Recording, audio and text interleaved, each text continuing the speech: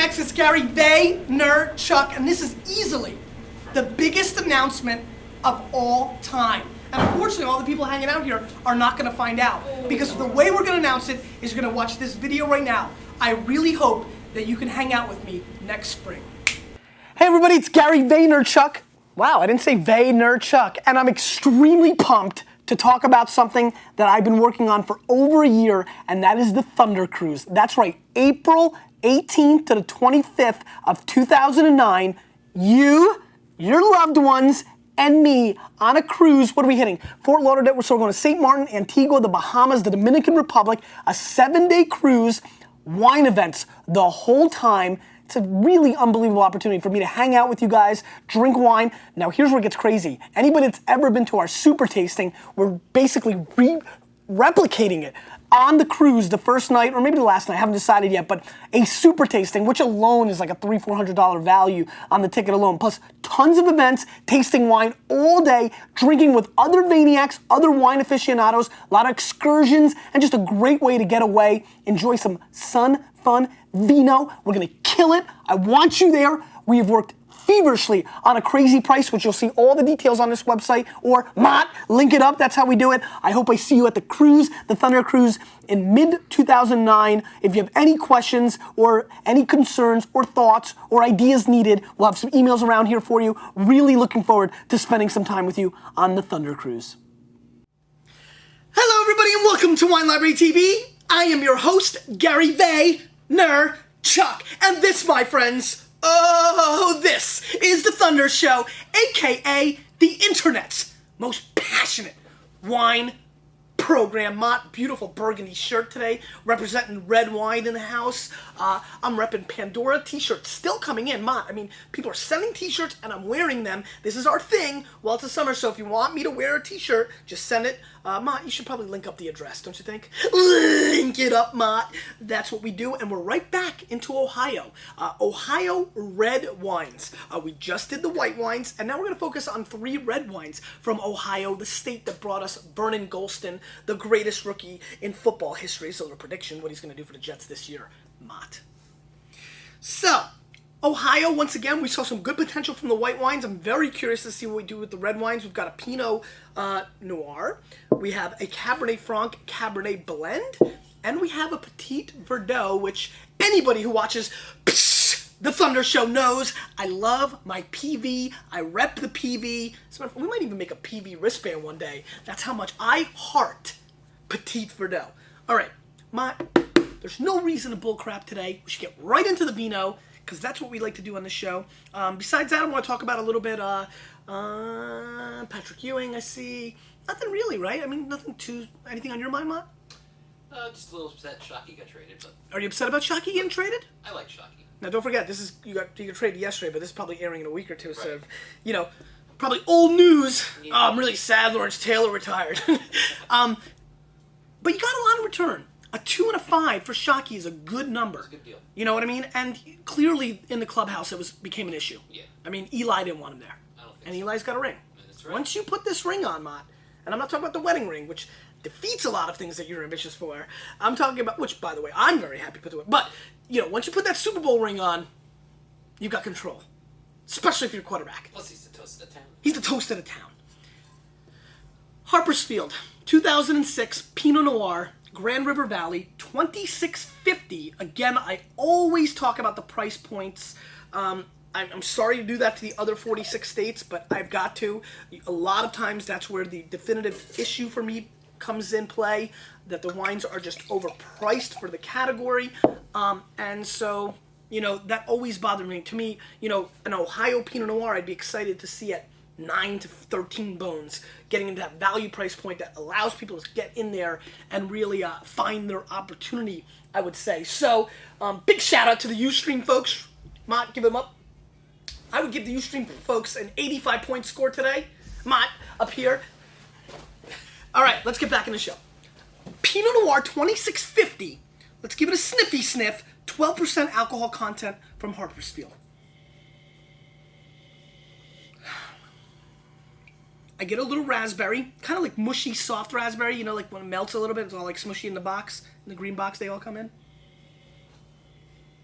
A lot of fertilizer coming through on this. Heavy on the fertilizer. Fertilizer with raspberries coming through. A little bit of smokiness, almost like burnt beef jerky. Now, if you're creative and you buy a piece of beef jerky and you light it on fire, you know, when you're 13, 14, you do that kind of weird stuff. That's what this smells like a little bit. Interesting. I'm not particularly excited about it. The color is a little, even, you know how I always talk about you gotta see your fingers, but Mod, can you see it? It's very light. It's very light for Pinot. Even for Pinot. Let's give it a snippy sniff. We did. Let's give it a whirl. We haven't.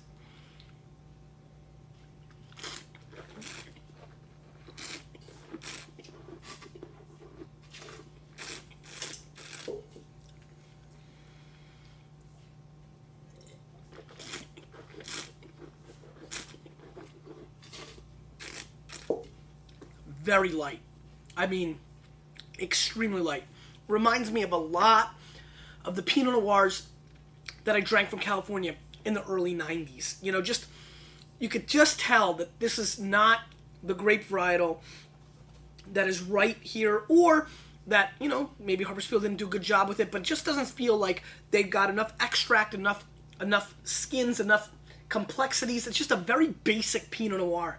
And there's a lot of Pinot from the Bourgogne region or from other southwest France areas, for example, that roll in between, and well, not even $7 anymore, but, you know, $10, $12 that not only rival this Pinot, but beat it pretty badly. I mean, this is like Appalachian State blowing away Michigan. Ooh, the Ohio people like that.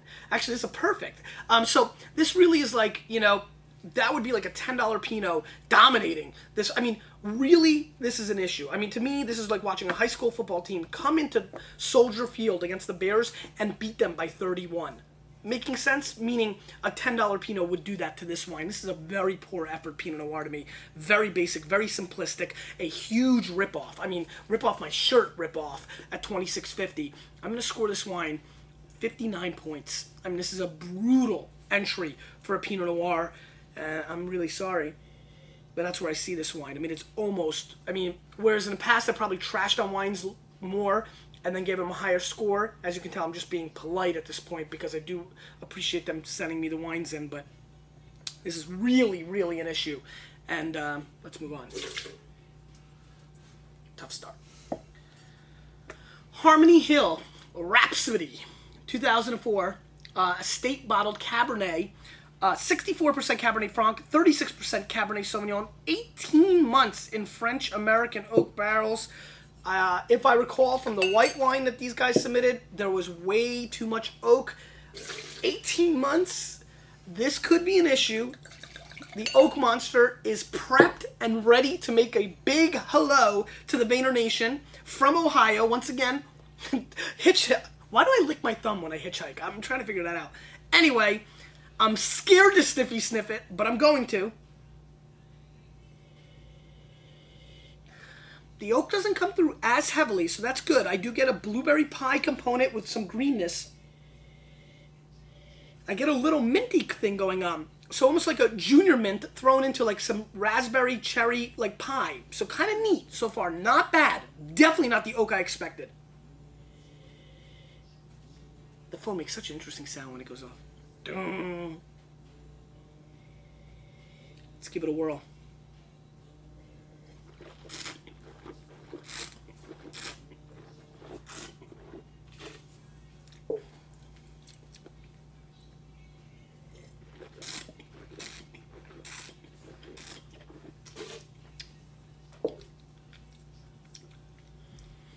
I taste none of the Cab Franc components that I love so much. I love Cabernet Franc.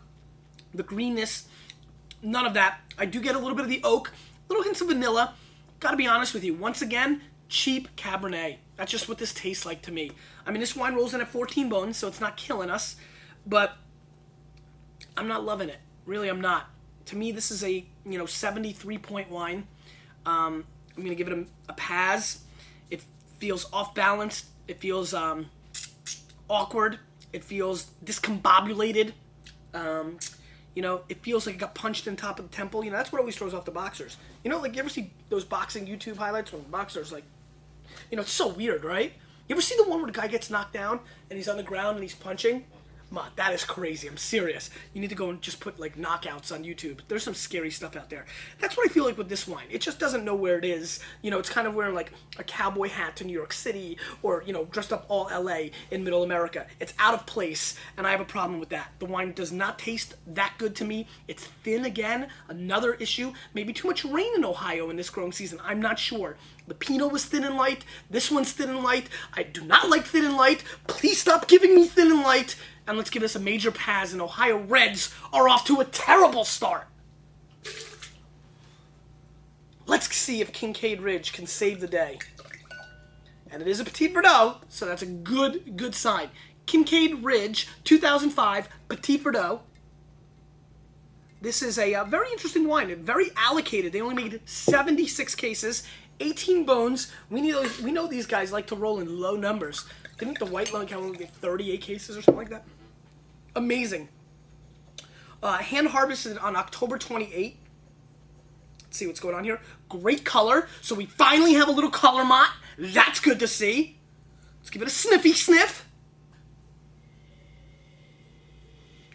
A tight nose, but fair. Fair and firm.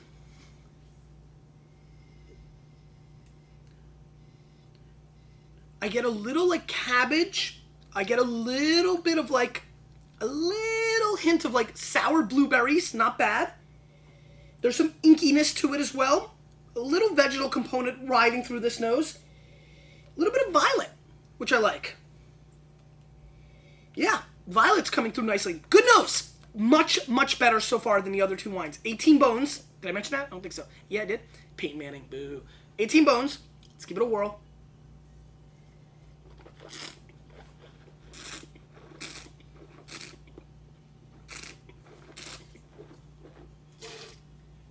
Did we mention Eli and Peyton Manning in this episode? Just Eli. And No, I just meant it. I just meant. We might as well mention Cooper. I mean, don't leave out the oldest bro. Oldest bros rock. We have a solid red wine from Ohio. Not my favorite Petit Verdot, but well made. Good fruit. The quality of the fruit is there. There's an uplifting, heavier quality, which I like quite a bit. Good structure.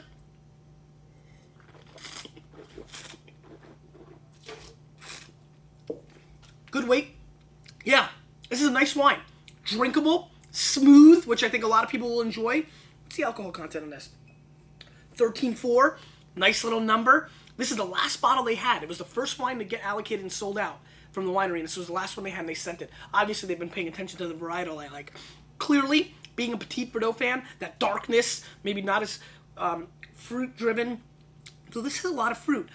Probably makes me like this wine more than a lot of you out there. However, very gamey in some ways on the mid-palate. I like the length. The fruit and veggies go very well together. It's that balance. You know I like the gray zone. So I'm liking the gray zone here. A good, solid bottle of wine. I'm going to go 87 points at 18 bones. Still probably a pass, but if you want to rep Ohio and you want to drink a wine from Ohio, then I think this is definitely, of the three, the most technically sound wine, definitely by far the best wine, and definitely the one that I would give an effort to. A solid wine.